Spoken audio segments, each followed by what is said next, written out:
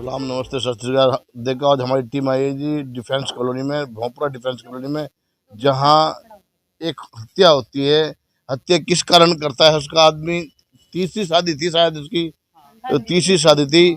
जो मारने वाले ने, अब उसने मरने वाली की बेटी ने अपनी बेटी की शादी करी थी, उसने इस कारण उसको मारी। क्यों मारी जो हमने पढ़ा था, हमने लेके देखा, इसके कारण हम उनके परिवार में आए हैं। लड़की पक्ष के रोशनी नाम है उस मरने वाली का नाम रोशनी है। हम उसके पास आए हैं, शर्मा है, रिपोर्ट करता रोशनी शर्मा है।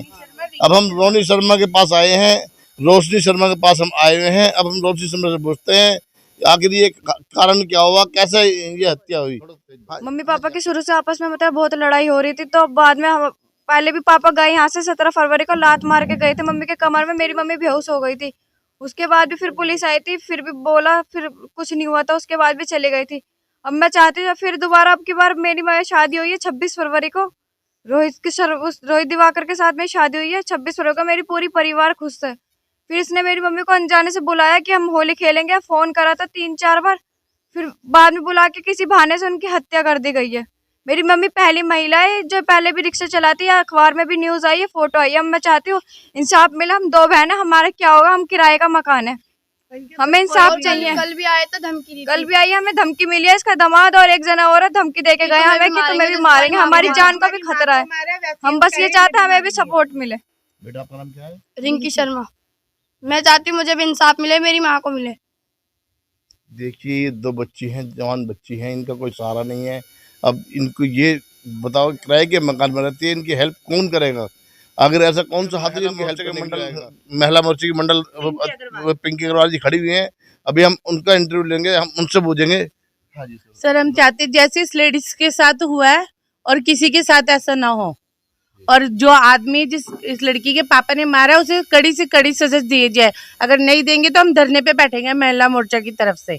मैं इतना ही बोलना चाहती हूँ।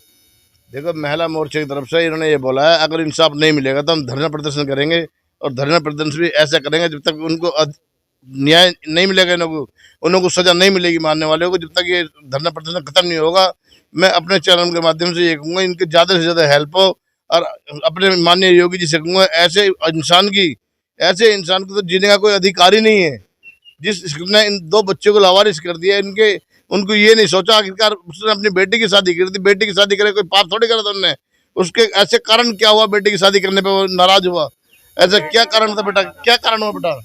पापा क्योंकि मैं कमाती थी, मैं तनख्वाह देती थी, घर भी मैं चलाती थी, हर चीज मैं करती थी, और हमसे पैसे भी मांगते थे। अभी भी दोबारा पैसे मांगे, 15,000 रुपए चाहिए।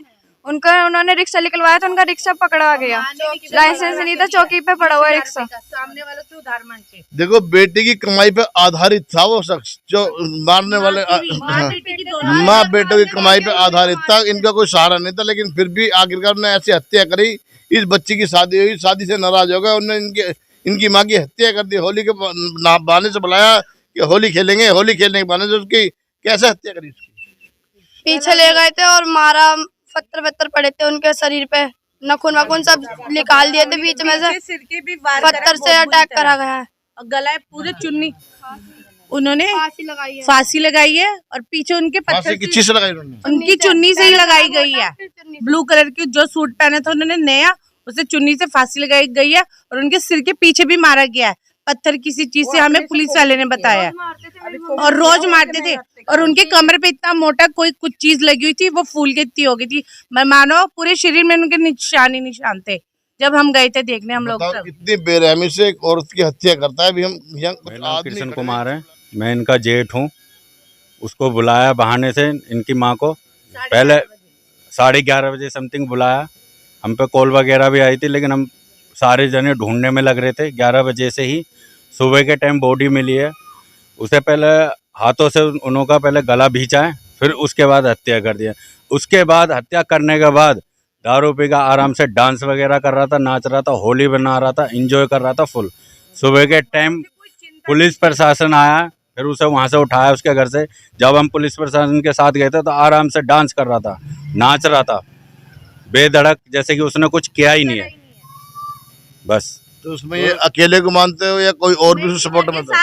सर ये उनका नाम क्या नाम बताओ उनके। नाम उसके जमाई का नाम है वो विक्की, और एक और नाम है सरदार। उसकी लड़की का नाम है उस- नेहा। उसके उसका लड़के का दोस्त नाम है। है उसकी नेहा। लड़की का नाम है नेहा। ये पूरे घर के 5 जने मिक्स है और एक डॉक्टर करके भी नाम है, वो डॉक्टर भी मिक्स है। लड़के रहते हैं उनके घर में पूरा दीपक नाम का आदमी है, वो भी सरदार। मिक्स है। कड़ी से कड़ी इन 5 को सर सजा दी जाए, कल वो हम भी ये आया था चाहते रात हैं। को। देखिए इन्होंने कही है 5 व्यक्ति हैं इसमें जो षड्यंत्र में रचे हुए हैं। इन 5 का षड्यंत्र रचा हुआ है। इन 5 को सख्त से सख्त सजा दी जाए। मैं अपने चैनल के माध्यम से यही कहना चाहता हूँ, ऐसे आदमी पर दया दृष्टि कुछ नहीं होनी चाहिए। जो बेरहम इंसान है, बेरहमी से एक लेडीज को मारता है। तो अभी हम एक कुछ और लेडीज खड़ी है मैडम। मैं इसको मेरा नाम माया है, मैं इसका मौसी हूँ। मैं जब 12 बजे उसको फ़ोन किया था, मैं बोला जी तुम मेरे बहन से, रेनू शर्मा नाम है जी, रेनू को तुम फ़ोन बात कराओ। तो बोला जी जब देख रहे जी इसको मौसी फ़ोन किया, थोड़ा बाद ना वो फ़ोन बंद कर दिया। करने के बाद वो शायद उस टाइम में वो उसी को साथ था, बहुत कोई था, ये हो रहा था। फिर 1:30 बजे वो खुद अपने से फ़ोन किया मेरे पास। फ़ोन किया तो मैं बोला रेनू से बात कराओ।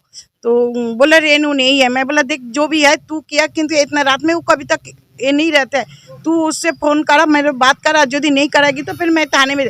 तू इतना ये से बोला जो करना है कर ले, थाने होने में कर ले, हम उसमें ये नहीं करती हूँ, डरती नहीं हूँ, तू थाने होने में फ़ोन कर ले। थाने से डरने का मतलब नहीं है, मतलब कानून प्रशासन को वो नहीं है खौफ। उसको अभी तक ये देखिए नहीं हो रहा। कितने बड़े हौसले, इतने बुलंद हौसले जो कानून प्रशासन में कोई खौफ ही नहीं है। सीधी कहते हैं जो तेरे पे करा जाए वो कर ले, कोई कानून का किसी कोई खौफ नहीं। कम से कम इतना सा खौफ हो, कानून का कानून है, कम से कम कानून का इतना तो खौफ होना चाहिए इंसान को। जो कि एक दिन दहाड़े उसकी हत्या करते हैं, होली के बहाने बुला कर। बताओ एक त्योहार, और त्योहार के दिन में घर में मातम।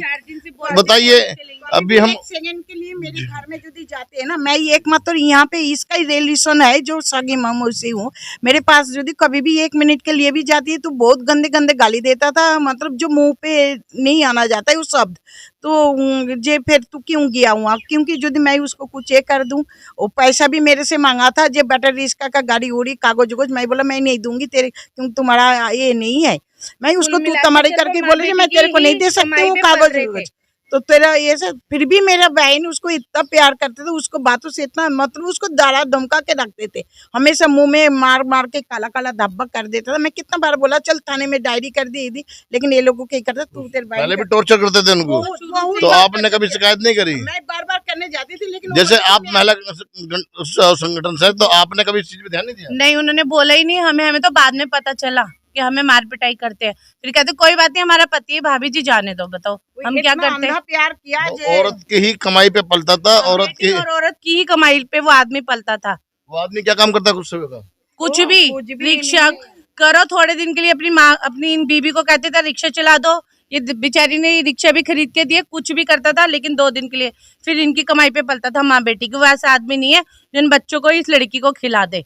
और इन लड़की की शादी भी करी है, हम पूरे मोहल्ले वालों ने पैसे जोड़ के करवाई गई है, और इनकी मौसी ने करवाई है। बताओ देखिए शादी भी इस बच्चे की सहयोग से हुई है, बस्ती की, इस मोहल्ले की बस्ती के सहयोग से शादी हुई है। पूरे मोहल्ले वालों ने सहयोग कराया इस शादी में।